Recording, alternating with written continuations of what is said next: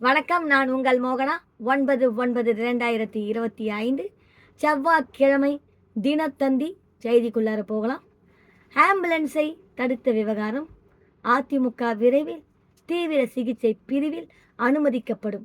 உதயநிதி ஸ்டாலின் அவர்கள் விமர்சனம்.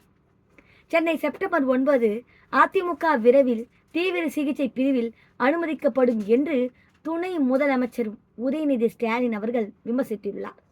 சென்னை சைதாப்பேட்டை சீனி சாலையில் ரூபாய் 28 கோடியே 75 கோடி மதிப்பீட்டில் 120 படுக்கை வசதிகளுடன் கட்டப்பட்ட அரசு ஆஸ்பத்திரியை துணை முதலமைச்சர் உதயநிதி ஸ்டாலின் அவர்கள் நேற்று திறந்து வைத்து பார்வையிட்டார்.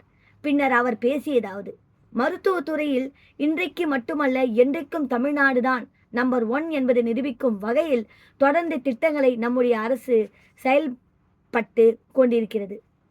எதிர்க்கட்சி தலைவர் எடப்பாடி பழனிசாமி அவர்கள் தொடர்ந்து சுற்றுப்பயணத்தில் இருக்கிறார். மக்களை சந்தித்துக் கொண்டு இருக்கிறார்.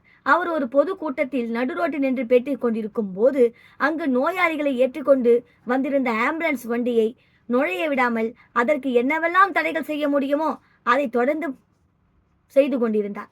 அதற்கு பொதுமக்கள் மத்தியில் கடும் எதிர்ப்பு தெரிவிக்கப்பட்டது.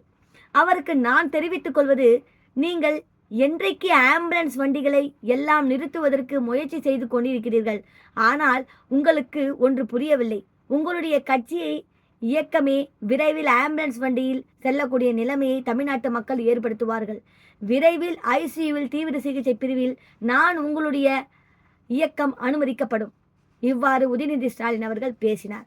இந்த நிகழ்ச்சியில் அமைச்சர்கள் KN நேரு அவர்கள், மா சுப்பிரமணியன் அவர்கள், திமுக எம்எல்ஏக்கள் தாயகம் கவி, அரவிந்தர் ரமேஷ், கணபதி பிரபாகர் ராஜா, மாநகராட்சி துணை மேயர் மகேஷ்குமார், மருத்துவ மக்கள் நல்வாழ்வுத்துறை முதன்மை செயலாளர் செந்தில்குமார், தேசிய நலவாழ்வு குழும இயக்குனர் டாக்டர் அருண் தம்புராஜ், தமிழ்நாடு சுகாதார திட்ட இயக்குனர் டாக்டர் வினித் மற்றும் ஊரக நலப்பணிகள் இயக்குனர் டாக்டர் சித்ரா உள்ளிட்டோர் கலந்து கொண்டனர்.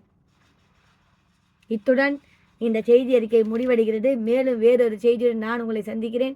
அதுவரை உங்களிடமிருந்து விடைபெறுவது உங்கள் மோகனா. நன்றி, வணக்கம்.